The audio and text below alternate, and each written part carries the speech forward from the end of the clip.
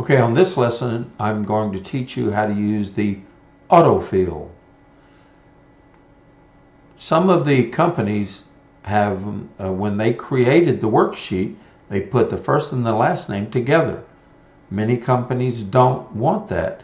It creates problems when you sort, do searches, things like that. So anyway, let me show you how to separate that, the first name from the last name. So first of all, we're going to need two columns.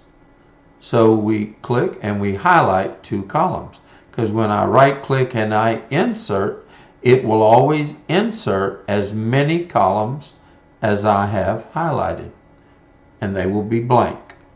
So now let's put first name, and then go over here and put the last name. Okay. Now let's type the first name, Sarah.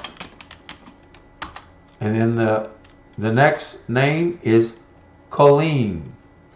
C-O, you see? It went ahead and filled them in. I don't care if it was 5,000 rows down, it would have filled them all in. Now, let's go back and do the last name, K-I-N-G, enter, and then K-E. You see? It filled them all in.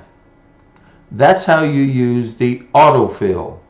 All you have to do is on the second one, you have to help the computer realize what you're doing. Obviously it knows. It says you took the first name out here. I gave you all the first names. You must be typing the last names here because you started with King, then you started with the K-E.